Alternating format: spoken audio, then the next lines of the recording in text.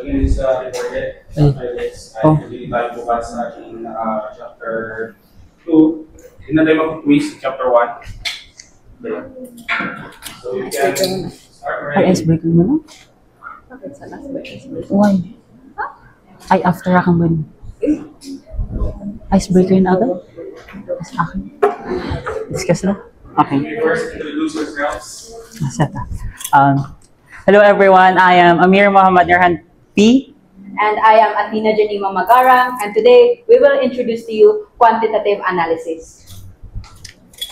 So, before we start, I think mas maganda if mag-pray muna tayo.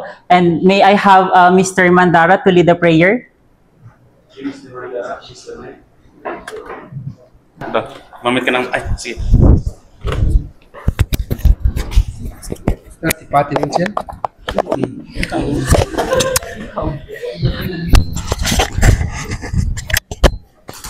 أعوذ بالله من الشيطان الرجيم بسم الله الرحمن الرحيم الحمد لله رب العالمين الرحمن الرحيم مالك يوم الدين إياك نعبد وإياك نستعين اهدنا الصراط المستقيم صراط الذين أنعمت عليهم غير المغضوب عليهم ولا الضالين آمين أصبحنا وأصبح الملك لله والحمد لله لا شريك له لا إله إلا هو وإليه النشور.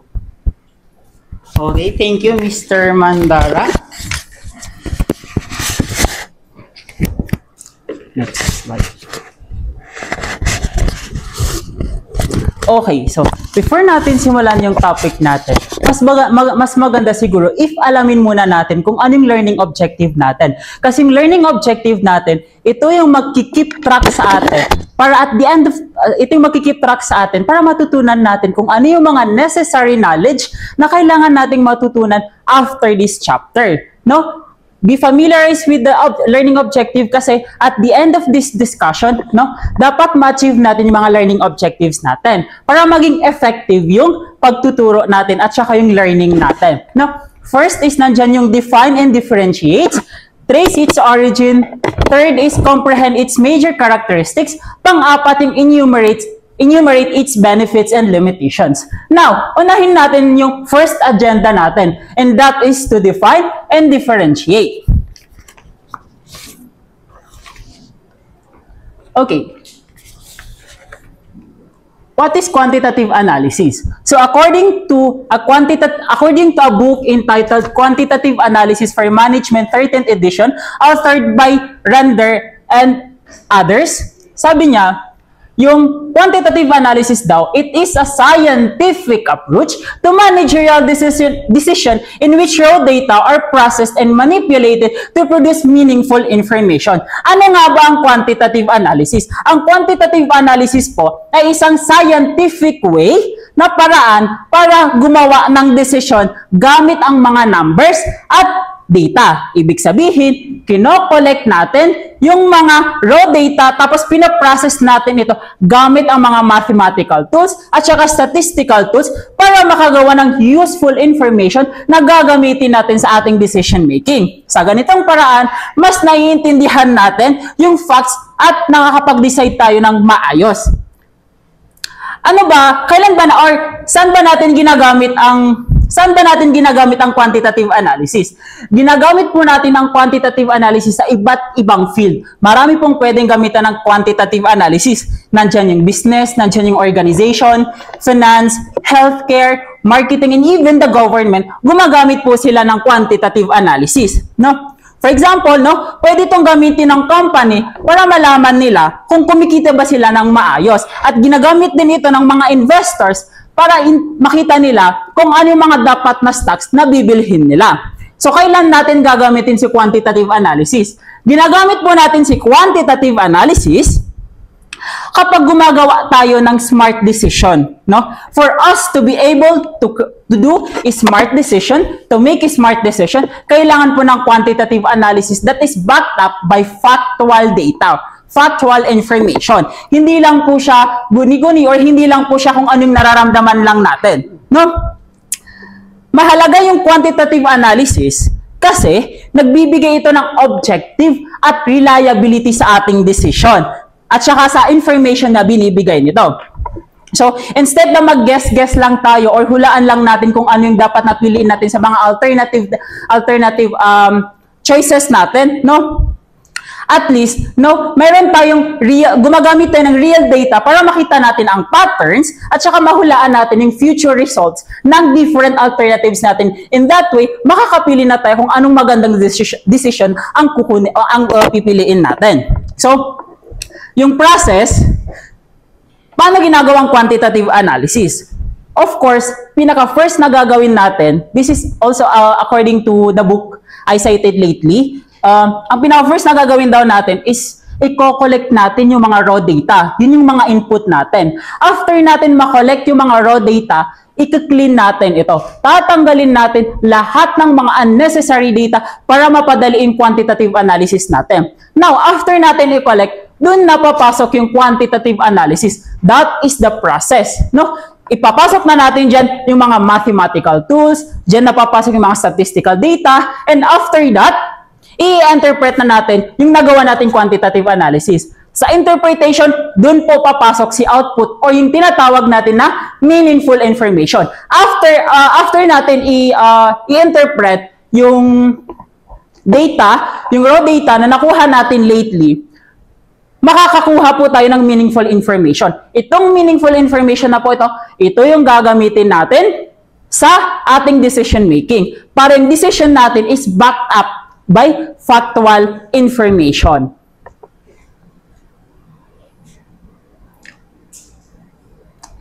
Operations research.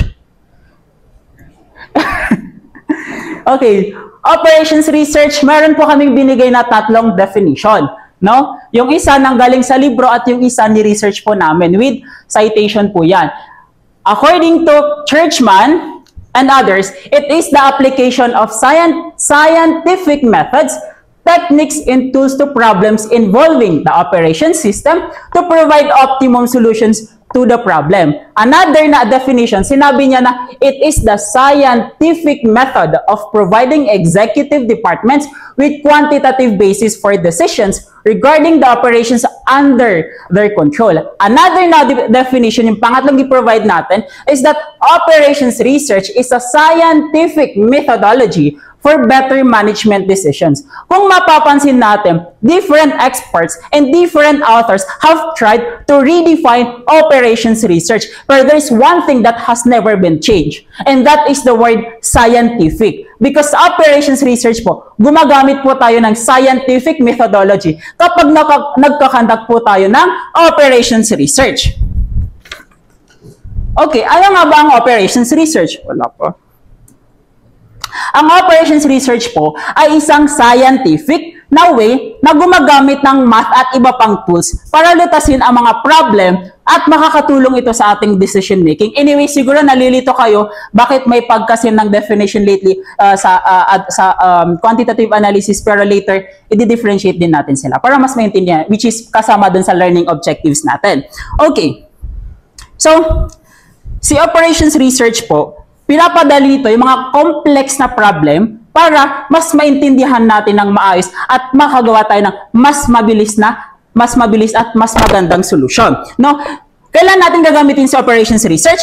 Ginagamit mo natin, just like quantitative analysis, yung operations research po ay ginagamit po yan sa different field. No? Tulad ng nabanggit kanina, nandyan yung business, nandyan yung organization, yung healthcare, yung government, manufacturing, transportation, and even emergency services. Gumagamit po sila ng operations research. Okay. Kailan gagamitin si operations research? Ginagamit po si operations research sa mga complex na problem ng isang operation. From the word itself, operations research. So, mahalaga yung operations research kasi nakakatulong siya para mahanap yung pinaka-optimal na solution, meaning the best solution sa isang komplikadong problema. With that, mapapredict natin yung outcome ng ating outcome ng bawat alternatives na meron tayo. So yung resulta nito, of course, mas efficient yung operation natin at mas mababang gastos, of course, no? And aside from that, mas magandang performance natin. Next.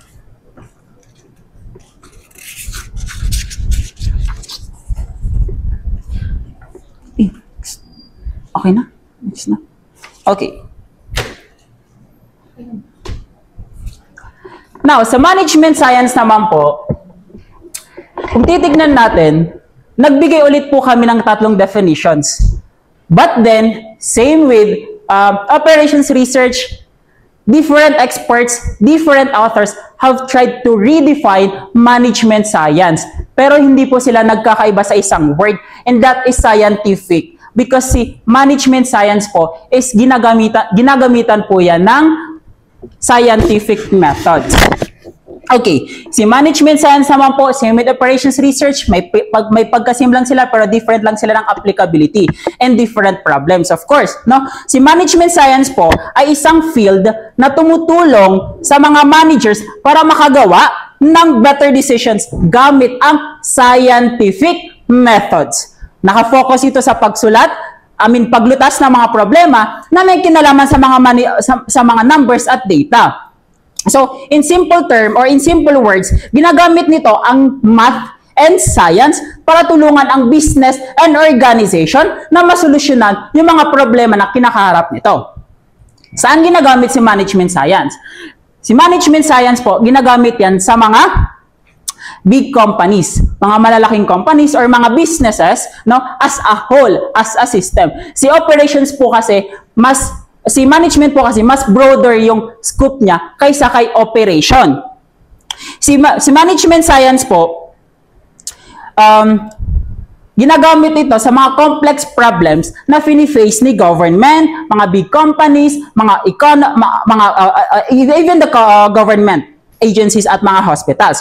Tumutulong ito na i-organize at ma-manage yung kanilang operations at magplano ng resources para mapabuti yung efficiency ng performance ng isang organizations, ng isang agency, or ng isang government. Okay. Bakit mahalaga yung management science? Mahalaga yung management science kasi nagbibigay siya ng clear, no? Nagbibigay siya ng clear na scientific para isolve natin yung problem natin. At hindi lang siya basta hula-hula tulad ng operations research. Kasi nga, it is backed up by data, factual data, and information. So, tinutulungan nito yung mga managers na maintindihan yung mga complex situation. So, kung i-compare ang iba't ibang solutions, of course, iba't ibang options, through management science, malalaman natin at pwede tayong pumila ng pinaka-the best na solution sa problem natin, backed up again by factual evidences. Tapos na? Okay, differentiate.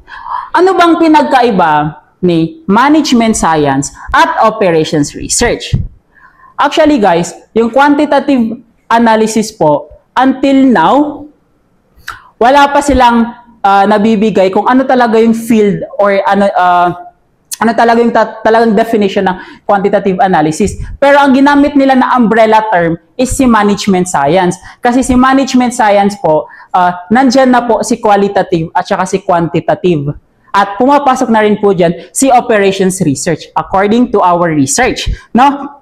Ano ba ang management science? At operations science, anong pinagkaiba nila? Si operations research po, scientific field na gumagamit ng mathematical models and analytical methods para isolve ang specific problems sa operations ng isang system. Again, specific operations ng isang system.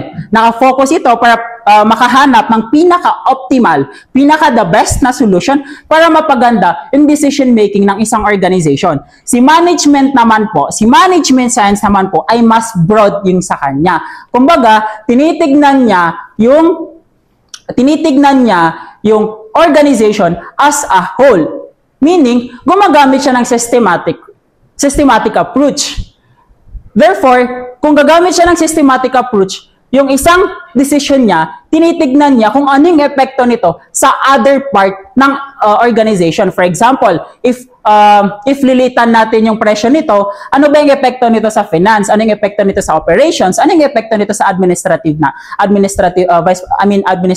department natin? Kasi tinitignan niya yung system as a whole. Saan ginagamit yung dalawa? Well, pareho silang ginagamit sa business, government, organization, healthcare, manufacturing, and etc. No? Pero yung OR po, or yung operations research, madalas po siyang ginagamit sa mga specific operational problems tulad ng scheduling, logistics, at nandyan din yung resource allocation. So, yung MS naman po is ginagamit siya sa general management, no? Tulad ng plannings, strategy, at yung decision analysis natin. Kailan natin gagamitin yung dalawa? Ginagamit yung OR kapag kailangan ng specific mathematical na solution sa problema ng isang operation, specific operations. Yung MS naman po, o yung management science, is ginagamit kapag kailangan ng scientific approach sa mas malawak, mas broad na managerial decisions na pwedeng may kasamang iba't ibang factors, no? Hindi lang numbers. May qualitative po yan. Bakit mahalaga yung dalawa? Pareho silang mahalaga kasi tinutulungan nila ang mga managers na gumawa ng decisions that is backed up by factual evidences. Hindi lang basta hula or nagbibigay ng optimal solutions sa mga operations natin. Habang ang MS naman po is tumutulong para maintindihan at mapabuti yung management process ng isang system or ng isang buong organizations. Paano sila ginagamit? Si OR, gumagamit po siya ng mathematical modeling, optimization techniques, at simulation, at iba pang quantitative tools para ma-solve ang problem. Si MS naman po, ginagamit din ng quantitative methods pero pwedeng isama ang simulation, game theory, system dynamics, at iba pang approaches para sa mas malawak na pagtingin sa system. Example, no? For example, yung delivery company kay gusto nilang malaman ang pinakamabilis at pinakamurang ruta para sa mga truck nila. Gagamit sila ng operations research para ma-optimize yung ruta ng kanilang delivery trucks. Pero kung gusto ng company na magplano ng overall strategy para sa mas mapalaki yung kita nila at yung customer service nila is mas mapaganda, gagamit sila ng management science kasi mas broad po yon para pag-aralan yung buong business decisions. And next naman po na agenda natin is yung origin of QA. So let me take the stage, and guys, before everything, I want you to clap your hands if you know you're happy. Yeah. Clap your hands if you know you're happy. Yeah. Thank you very, very much for your applause. And let's proceed with the icebreaker para magising-gising ang ating mga diwa na pwedeng natutulog na dahil sobrang daming information yung binigay sa atin ni Kuya Norhan, no? Okay, wait lang, guys.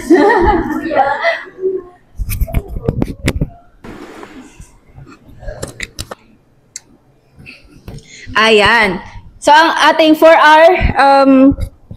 our icebreaker, guys, I want you to participate kasi yung top 3 with highest scores ay magkakaroon ng ultra mega surprise na prizes, okay? So, abangan nyo yan, guys. So, to be followed, ha? To be followed ang prizes. Okay. Ang ating icebreaker ay Rebus, guys. Ang Rebus, alam niyo yung Rebus? Anyone? Yan. Ang Rebus, guys, is parang combination siya ng letters or words na pinagbalik-baliktad to, alam niyo na, di ba? Parang naka-scramble siya, ganyan. Okay. So, first, parang combination siya ng words or letters na parang may nire-represent. So, you need to guess kung ano yung nire-represent ng Rebus na nasa screen. Alright. So, number 1. Uy. So, number 1, I will count to 3, tapos sino yung mag-raise ng hand ng una, siya yung sasagot, okay? 1, 2, 3. Sino? Wala? Ikaw. Siya. Anong sagot dito? Guess. Hindi, may pinipertain siya na ano. But, no.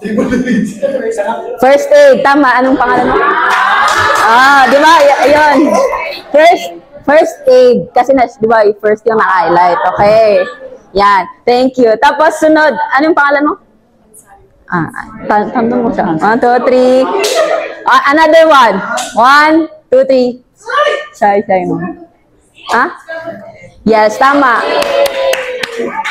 Okay, another one. Next. What? Hindi pa ako nagbilang. Baba niyo muna. Hindi pa ako nagbilang. 1, 2, 3. Balt. Middle age. Okay. Balt, si Ansaritas siya. Okay. 1 points na sila. Okay. Next. 1, 2, 3. Siya. Ikaw. Business management. No. Hindi. Ikaw. Guess. Kulang ng so ano yung ibig sabihin nun? Sino mag-guess? Ikaw. No. Like sa word lang of dalawa, 2 words. No. Ano, di ba? Blank business. Blank business. So ano, di ba kulang yung business? So ano yun? No business. Ano, pass? Wait lang. Ano? No. Ano, di ba, hindi natapos. Kulang na knowledge. Hindi na grace na. So, but 2 points. Unfinished business. So, 2 points na si Balt. 1 point, di ba? Now, next. Okay. 1, 2, 3. Ikaw. Down to earth. Kasi naka-down tapos dalawa yung earth. Di ba?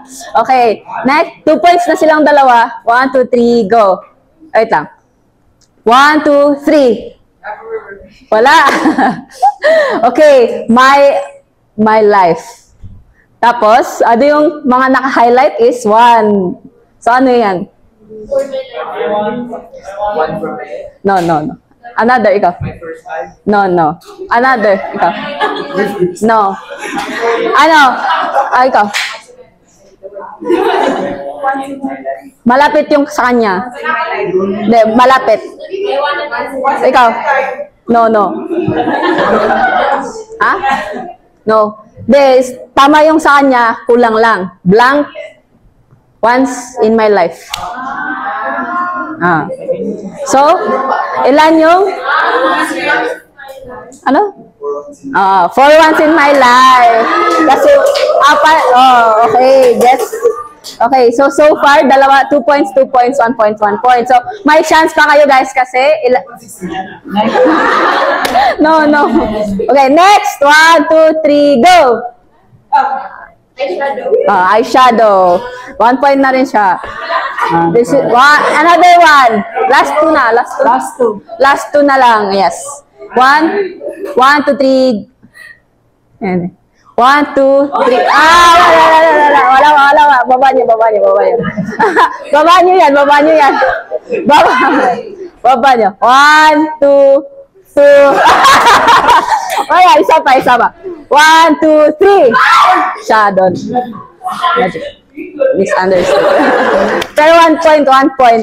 Okay, last one. 1, 2, 3. Wala pa. 1, 2. Eto, wait lang. Para mabigyan ng chance yung mga 1 point lang na, bibigyan natin to ng 3 points, okay? So, 1. Bibigyan natin to ng 3 points. Okay. 1, 2, 3. Mahirap kasi siya. Okay. Pag-study nyo. 1, 2, 3, go. Clue is, ano yung kulang sa baba? Clue na yun. 4 words. 1, 2, 3, go. Ikaw. No. 4 words. Tapos ito, di ba, time. Kasama na yan sa word. Tapos magkakalimutan Forwards. pa. Blank time. Blank time. I need space. No. Blank time, tas blank blank. Space time. Blank time, blank blank. Ano? Long time no see. Yeah. Okay. So, may prize na siya, tsaka si Baltas. Sila yung tatlo. Ano pangalan mo? Balindong. Ayan. Okay. So, gising ng lahat, di ba? So, now, let us proceed to the origin ng management, ay ng quantitative analysis rather.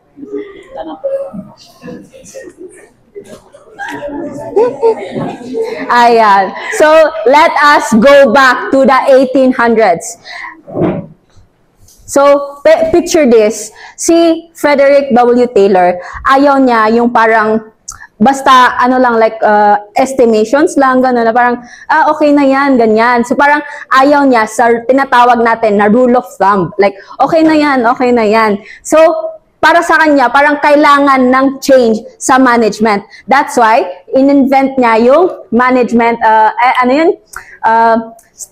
method na para mas mapaayos yung management sa isang factory or sa paggawa ng mga products. Ang ginawa niya is that magsiselect siya ng employee and at the same time ay parang ititrain yung employee na yun for the right job. And then, tandaan nyo yun yung ginawa niya. And then, next naman, fast forward tayo sa 1940s to 1950s, World War II. Ayan. Yung World War II, during the World War II kasi, during the late 1939, may na-invent na radar technology. So, yung mga Royal British Air Force, parang naatasan sila or na-assign sa kanila na parang i-analyze kung paano ba yun magagamit in a way na mai-intercept nila yung mga enemy aircraft. So, parang lahat ng mga scientists ay inassign sa kanila yung job na yon. So, parang nag-investigate sila, nag-research sila para gamitin yung radar technology. And yung methodology na nag-result from that investigation, from that research, ay tinatawag natin na operational research sa UK. Operational research sa UK, while sa US naman, ang tawag nila ay operations research. So, dahil sa na-develop nilang methodology na yon, ay parang nag-change yung military tactics, yung paggawa nila ng mga plano sa pag-atake ay parang mas naging efficient na para sa kanila dahil ginamit nila yung operational research na yon. And then, parang pag kinunbine mo yon, yung kaninang ginawa ni Frederick W. Taylor at saka yung operations research, doon nag-derive or doon nagsimula yung management science. Ayan. After World War II kasi is instead na magstay lang sa military yung operations research, ay naisip nila, why not gamitin natin ito sa mga businesses natin? Kasi it's applicable eh. It is applicable kasi nga kung natatandaan nyo sa diniscuss niya kanina na ang ginagawa is nagko-collect kayo ng data, then nililinis yung data, tapos nakakakuha kayo ng meaningful information. So parang in a way, hindi lang talaga yun sa military. Pwedeng sa everyday life, pwedeng sa businesses nyo. That's why, in-apply nila sa parang malawakang pag-apply. And yun yung parang doon talaga nag-originate yung management science kasi na-apply na siya into managing businesses, into managing your factories, and others pa.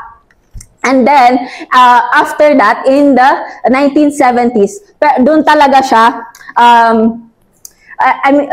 doon sa 1970s naman, is doon na mas parang na-carve out yung different fields. Kasi, kung natatandaan nyo, sinabi niya na wala kasi talagang napag-agrihan. Wala pa rin napag-agrihan kung ano nga ba yung body of knowledge na i-include sa quantitative analysis. Pero nung 1970s, medyo nag-divert na yung tatlo. Parang naghihiwa-hiwalay na sila. In a way na parang yung sa operations research ay yun nga parang mathematical siya and more on sa paghahanap yun ng optimum na solution sa isang problem. While yung management science is, di ba, since nag-grow siya from the dalawa is parang mas sakop niya silang dalawa, and i-add pa doon yung qualitative na aspect or qualitative na data. Then yung pangatlo naman yung quantitative analysis na parang mas doon na siya nag-focus doon sa ang tanong doon is parang ano nga ba yung mapupulot nating information dito sa raw data na ito. Parang doon na siya nag-focus more sa pag-answer ng question na yon. And then next one is yung doon nagsimula ang origin ng quantitative analysis. Then next naman is yung yung characteristics ng quantitative analysis. Okay, so ayan. So, ilang beses na nating nasabi, management.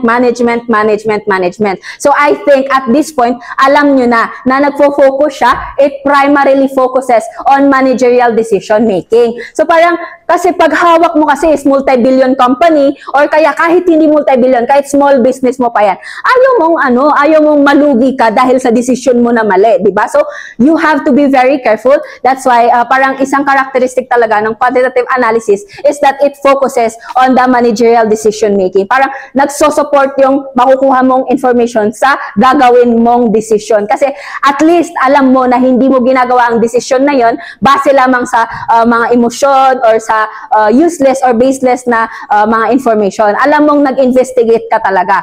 And then next one is it applies a scientific approach to decision making. So when you say scientific approach, di ba alam naman natin na it is a logical progression or parang may investigation na nangyayari, then you follow a step by step. That's why, isa sa characteristic nito ay yung scientific approach. Kasi nga, di ba parang magko-collect ka ng data, and then you interpret or you analyze the data, and then magkakaroon ka ng meaningful information. So, it is a scientific approach. Next naman is it examines a decision situation from a broad perspective. That is, it uses a system approach. So, parang self-explanatory naman yan na parang ini-examine niya yung decision mo or yung gagawin mong decision or yung kailangan mong solusyonan na problema in a way na parang tinitignan niya yung aspects base doon sa na-collect mong data. So, hindi lang siya one perspective lang yung tinitignan niya, kundi yung tinitake into account niya yung other factors rin na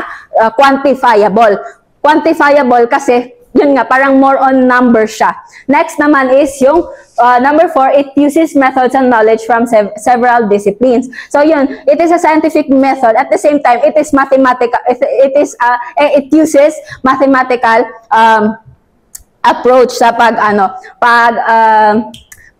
pag-interpret or pag-analyze ng data. And actually, yan is madidiscuss rin naman yan sa mga susunod na grupo. Like yung mga forecasting, yung linear programming, madidiscuss yan sa mga susunod na Yan kasi yung nabanggit ko is kabilang sila sa component ng quantitative analysis. Number 5 naman is it relies on mathematical and other quantitative models. So yun, yung sinabi ko kanina is mga model yun na madidiscuss sa mga susunod nating reporters. So, characteristics siya or component siya ng quantitative analysis. Number 6 or last is yung it extensively uses electronic computers. Actually, may mga program ata na parang i-input mo na lang doon yung data mo, and then sila na talaga yung mag-analyze, mag-interpret ng data. Di ba, lahat naman ata tayo nakapag-research, di ba? Nakatry na kayo quantitative research. Di ba, mag-survey ka, then yung survey mo na itatabular data mo, di ba? Yung raw data mo, itatabular mo. Then, may mga program na, i-enter mo lang yung data mo doon, tapos automatic na makikita mo yung mean, yung deviation, yung other na statistics na kailangan mo sa research mo. So that's why it extensively uses electronic computers. And then next one is the benefits of using quantitative analysis. Number 1 is it provides a systematic and logical approach to decision making. Yung sabi ko nga kanina na parang hindi nakabase ang decision mo sa haka-haka or sa emotions mo lang. Kasi nakabase talaga siya sa factual data na makikita mo pag nag-investigate ka, okay, ito yung sales ko, pwede na ako mag-expand kasi malaki naman yung sale ko, ganun. So parang hindi yung parang naisip mo lang na balak ko na mag-expand na lang ako kahit alam mo naman na yung data mo na parang sobrang poor ng benta mo. So, yun, parang benefit nito is that systematic talaga and logical yung approach mo sa paggawa mo ng decision. Number 2 is it helps communication within the organization. So alam naman natin ang organization ay kinukompose ng maraming branches or kaya maraming departments. So in order to look at data, kailangan mo magtanong sa different functional na departments ng isang organization like yung finance, yung operations, and other pa na functional na departments. Kasi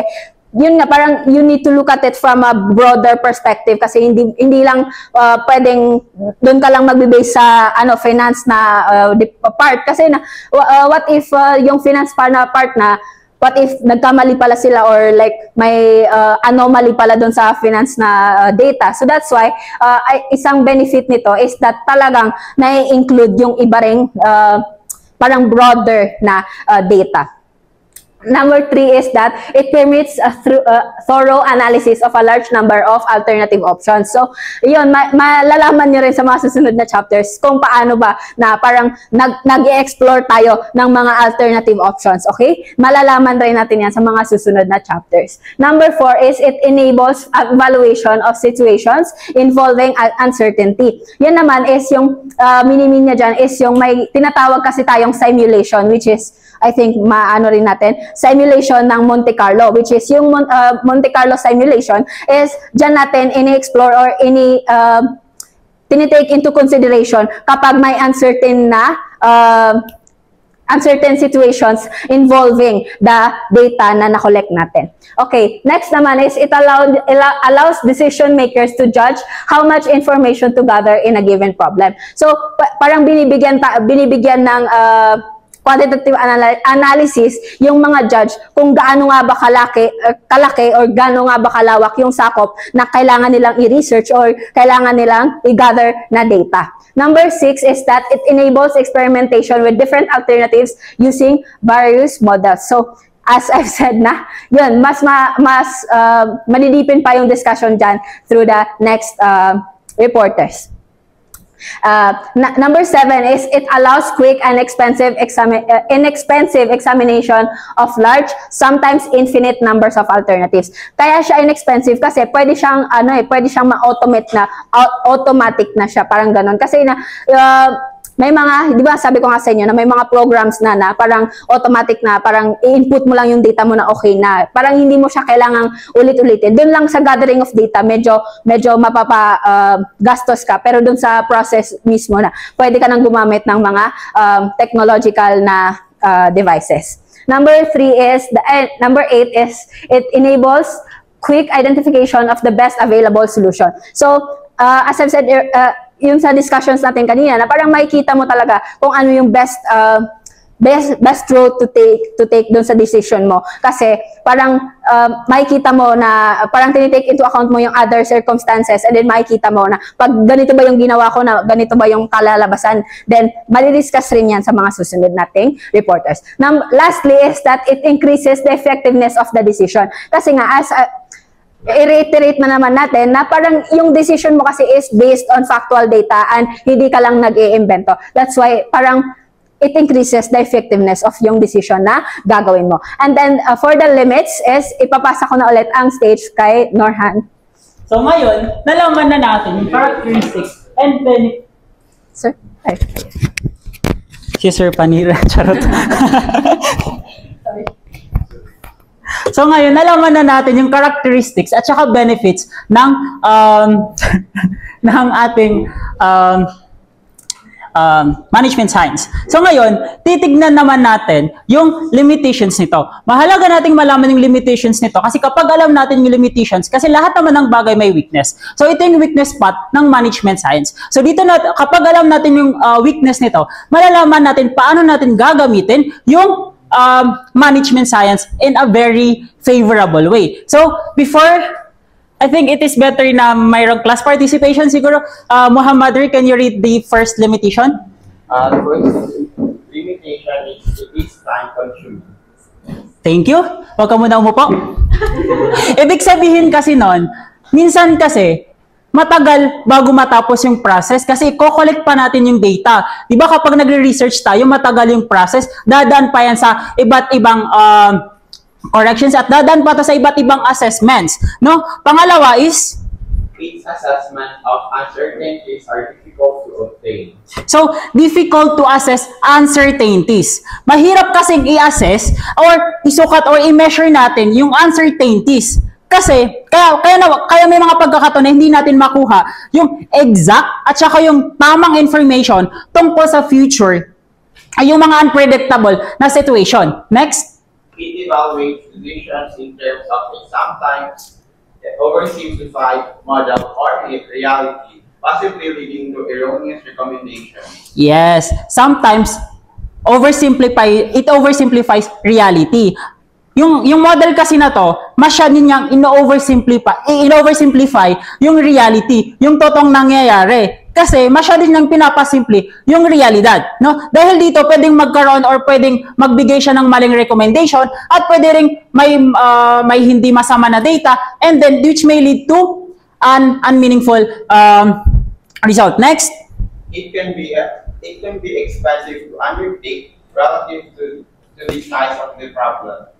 Yes, expensive po siya. Yung research po masyadong expensive. Actually, even yung time consuming, the moment kasi na time consuming siya, it means not expensive kasi siya. Kasi yung time po is very expensive sa isang organization. And yung expensive naman na minimin dito is yung costly po siya. Malaki po yung nagagastos natin sa research. And malaki din yung nagagastos natin para i-test natin yung mga different alternatives na binibigay ng research natin. And lastly, Its results may be abandoned for various reasons, resulting in an unproductive expense. yes, thank you, Mr. Nar. May mga situation kasi or may mga possibility kasi na after natin makonduct yung research, wala, itatapon na lang siya kasi hindi na siya useful. Or maybe pwedeng hindi na siya useful kasi na late na masyado yung result. Or maybe hindi na siya useful kasi walang magandang recommendation based doon sa binigay ng research natin. Now, before we end this topic, tignan natin, let's go back to our learning objective. Na-achieve ba natin yung learning objective ba natin, which is meron tayong 4 agendas, that is to define and differentiate, trace its origin, comprehend its major characteristics, enumerate its benefits and limitations. Now, yung define and differentiate, kanina, natutunan natin at na-differentiate din natin at na-define din natin kung ano ang management science, ano ang operations research, at ano ang quantitative analysis. Nakita natin kung paano natin pinagkaiba yung management science sa operations research, kung saan yung OR ay ginagamit siya or nakafocus siya sa mga specific operational problems while gumagamit ng scientific methods. Pero si management science po or si MS is mas broader yung sakop niya o yung scope niya. Kasi tumutulong ito sa mga managers sa decision making ng buong organizations. So gumagamit siya ng systematic approach. Next na agenda natin yung trace its origin. Kanina na-discuss ni Miss Athena kung kailan nag-start yung management science. Nalaman natin na nagsimula pala yung scientific approach sa management kay Frederick Taylor, no, noong late 19th century. Pero naging mas popular siya noong World War II, which is yung OR at saka yung MS. At mas naging popular pa ito lalo na sa UK or sa England at saka sa US. Tapos pagkatapos ng digmaan or after ng World War, mas lumaganap pa yung paggamit ng management science at ginamit na rin ito sa iba't ibang organizations, even businesses, government, and different group of peoples. Now, pangatlo, comprehend its major characteristics. Kanina, napag-aralan din natin yung mga important characteristics o yung mga katangian ng management science tulad ng paggamit ng scientific approach, yung systemic perspective nito, tapos yung paggamit nito ng mathematical models. At of course, gumagamit din ito ng computer para mas mapabilis natin yung process ng pag-analyze sa mga input natin. Now, lastly, last na agenda natin, enumerate its benefits and limitations. So, just recently, tinulungan tayo ni Muhammad Noor, no? Tinalakay natin or na-discuss natin yung mga benefits ng management science tulad ng pagiging systemic, pagtulong sa communication, pag-analyze. Pero hindi rin ito perfect kasi may mga limitations siya tulad ng time-consuming, masyadong mahal, it's expensive, at minsan, na-oversimplified niya yung models. And that's all. Thank you. Any questions?